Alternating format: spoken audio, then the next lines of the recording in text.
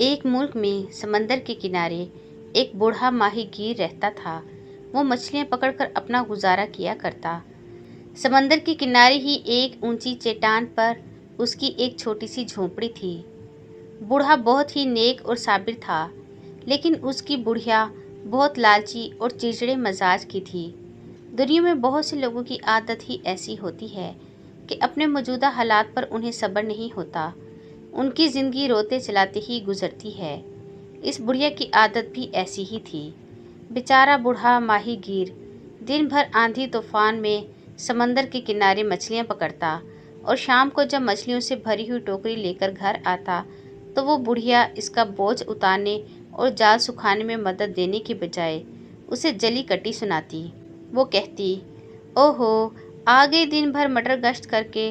मैं तो घर का काम करते करते थक गई, और एक तुम हो कि सारा दिन समंदर के किनारे बैठे बंसी बजाते रहते हो। बस दिन भर में इतनी ही मछलियां पकड़ी हैं। मालूम होता है तुम्हें जाल डालना ही नहीं आता। बेचारा बूढ़ा अपनी बुढ़िया की बकबक सुनने का आदी हो गया था। वो उसकी बात को अनसुनी करके खाना खाकर खुदा का शुक्र अदा करता और सो रहता। एक दिन ऐसा हुआ कि उसने समंदर में मछली पकड़ने को जाल डाला, लेकिन कोई भी मछली जाल में नहीं आई। ना उम्मीद होकर जब वो जाल समेटने लगा तो उसे जाल कुछ भारी मालूम हुआ, लेकिन मछली उसमें कोई दिखाई न देती थी। पूरा जाल खींचने के बाद जब उसने उसे खोला तो उसमें से एक प्यारी और खूबसूरत सी सुनहरी मछली निकली। बूढ़े माहीगीर ने उसे उठा लिया और उसकी पीठ पर हाथ फेरने लगा। थोड़ी देर बाद वो सुनहरी मछली होश में आकर बोली, बूढ़े बाबा, तुम मुझे छोड़ दो। मैं समंदर की राजकुमारी हूँ। अगर तुम रहम करके मुझे छोड़ दोगे तो तुम मुझसे जो मांगा करोगे वो दिया करूँगी। तुम्हारी सब गरीबी दूर कर दूँगी। बूढ़े माहीगीर को नन्ही सुनहरी मछली पर रहम आ गया और उसने उसे समंदर में छोड़ दिया। सुनहरी मछली लहरों पर खेलती हुई अपने राजमहल में वापस आ गई। वहाँ इसकी सहेलियाँ और बांदियाँ घबराई हुई उसकी राह देख रही थीं। शहजादी के बाखैरियत वापस आने पर राजमहल में खूब धूमधाम से जश्न मनाया गया। सब सहेलियों ने मिलकर खूब गीत गाए। वो झूमर बनाकर अटखेलियाँ करती हुई खूब नाची। इधर शाम को जब बूढ़ा माहीगीर खाली हाथ घर पहुंचा तो उसकी बुढ़िया ने उसे बहुत बुरा भला कहा। जब उसके गुस्से का उबाल निकल गया तो बूढ़े ने उसे सुनहरी मछली की बात बताई। बुढ़िया उस वक्त लकड़ी की एक टूटी नानन में कपड़े धो रही थी। उसने चिढ़कर कहा, ओहो, ये तो सब झूठी बातें हैं। मैं तो जब जानूं कि तुम लकड़ी की एक नई नानद ही उससे मांग कर ला दो। दूसरे दिन बूढ़े ने समंदर के किनारे जाकर पुकारा, ऐ सुनहरी मछली, तुम कहाँ हो? जरा मेरी बात तो सुन जाओ। बूढ़े का इतना कहना था कि रहमदिल सुनहरी मछली लहरों में खेलती हुई अटकेलियाँ करती हुई फौरन वहां आ पहुंची। उसे देखकर बूढ़ा 3 बार उसके आगे जमीन को छूकर अदाब बजा लाया और बोला, ऐ समंदर की राजकुमारी, मेरी बुढ़िया को लकड़ी की एक बड़ी नानद चाहिए। उसकी ख्वाहिश पूरी होगी। ये कहकर सुनहरी मछली गायब होगी। घर आकर बूढ़े ने देखा कि पुरानी नानद की जगह शीशम की लकड़ी की एक बढ़िया नानद रखी हुई है। बूढ़े ने सुनहरी मछली का बार बार शुक्रिया अदा किया, लेकिन वो बेसब्र बुढ़िया इससे खुश न हुई।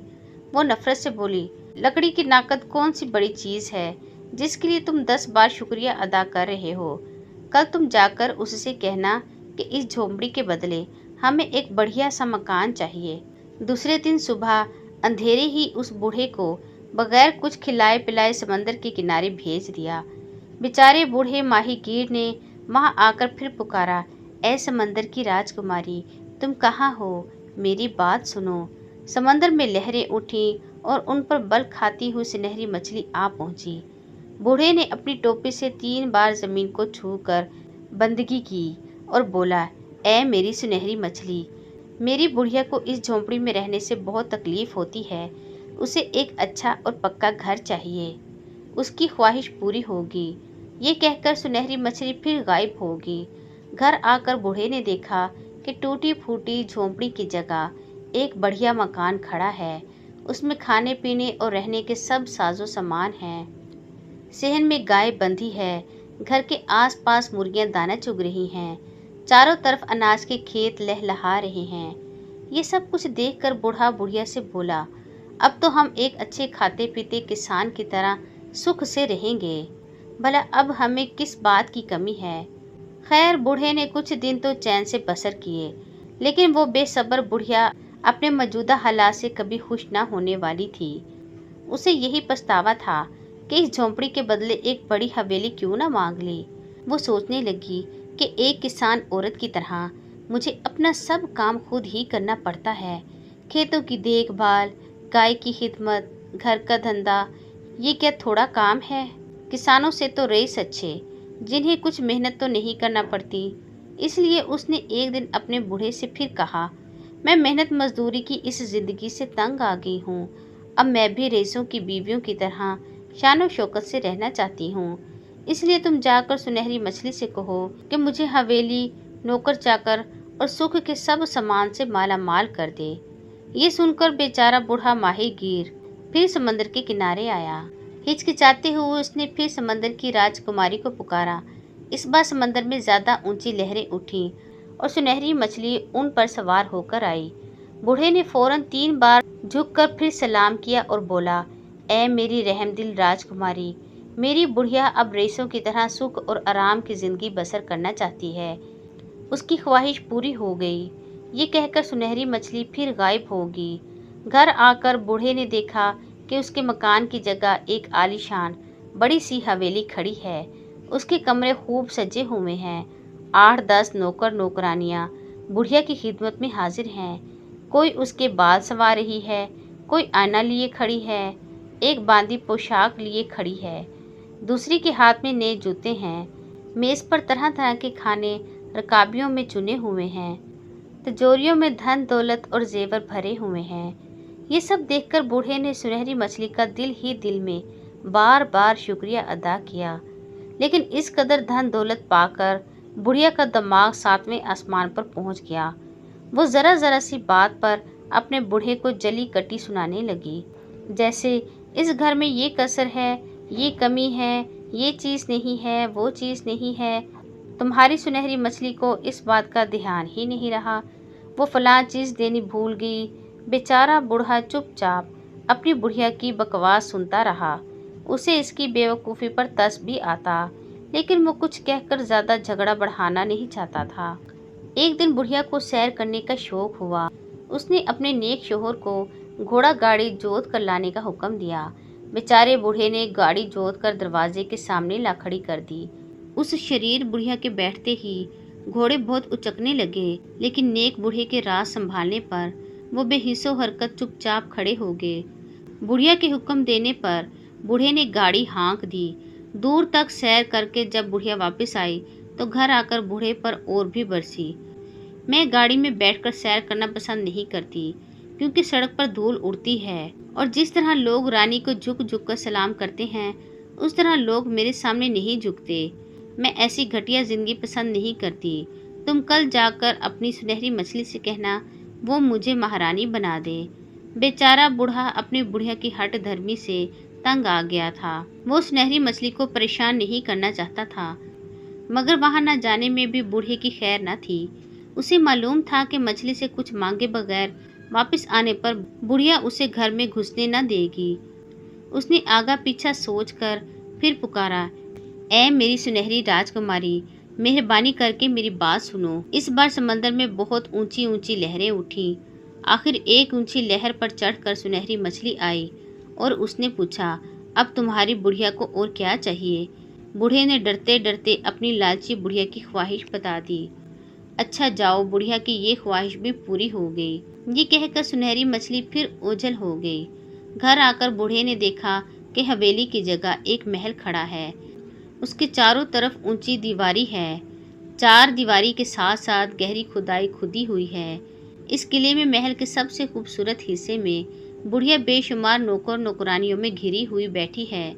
सर पर ताज पहने हुए है। शाही पोशाक और ताज पहनकर वो बड़ी शान से तख्त पर बैठी हुई है। हर दरवाजे पर बरछा ताने सिपाही पहरे पर खड़े हैं।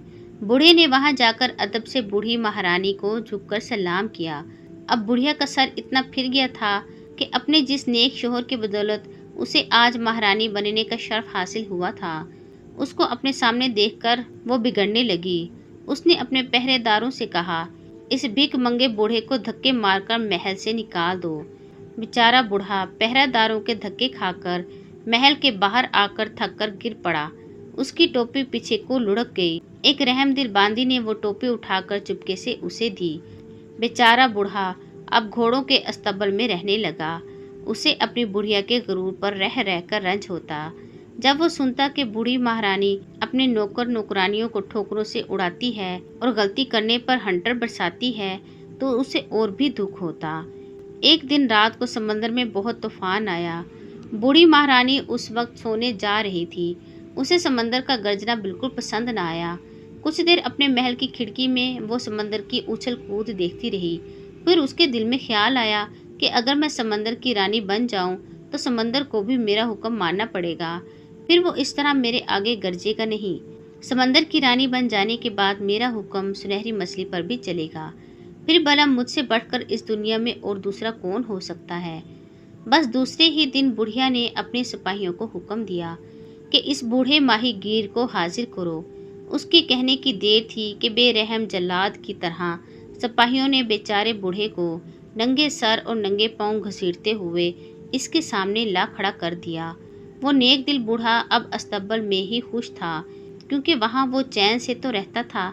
इसकी समझ में नहीं आ रहा था कि अब बूढ़ी महारानी को और किस बात की कमी महसूस हुई है। दुनिया की और कौन सी नेमत ऐसी बाकी है जो उसकी पहुंच से बाहर है। उसे हैरानी हो रही थी कि अब महारानी बनकर भी इसकी कौन सी ख्वाहिश बाकी रह गई है। बूढ़ी महारानी ने बूढ़े को झंझोड़ते हुए कहा, तुम इस वक्त समंदर के किनारे जाओ और सुनहरी मछली को हुक्म दो कि मेरी महारानी समंदर पर भी हुकूमत करना चाहती है और उसकी ख्वाहिश है कि तुम भी अपनी सखी सहेलियों के साथ इसकी खिदमत में हाजिर हो। बूढ़े को हैरानी से अपनी तरफ तकते देखकर बुढ़िया महारानी ने पलट कर कहा, जाओ, देख क्या रहे हो, इसी वक्त जाओ, मेरा हुक्म है, तुम्हें जाना ही होगा। बेचारा बूढ़ा दुखी और गमगीन दिल से समंदर के किनारे आया। उस वक्त आसमान पर बादल छाए हुए थे, बिजली कड़क रही थी। बूढ़े ने डरते डरते जैसे ही सुनहरी मछली को पुकारा, समंदर में भारी तूफान उठ खड़ा हुआ। लहरों ने समंदर की सतह को तहो बाला कर दिया। मूसलाधार पानी बरसने लगा। बूढ़ा इस आंधी तूफान में खड़ा भीग रहा था। थोड़ी देर के बाद भयानक गड़गड़ाहट हुई और काली काली गरजती हुई लहरों पर चढ़कर सुनहरी मछली आ पहुंची। उसने एक राजकुमारी की तरह शान से पूछा, बूढ़े बाबा, अब महारानी बनने के बाद भी क्या तुम्हारी बुढ़िया की कोई ख्वाहिश बाकी रह गई है? बूढ़े ने जमीन पर 3 बार झुककर सलाम करके डरते हुए अपनी बुढ़िया की गरूर भरी ख्वाहिश कह सुनाई। ये सुनकर समंदर गुस्से में आकर गरजने लगा। लहरों ने गड़गड़ाहट ली और सुनहरी राजकुमारी तख्त के साथ गायब होगी।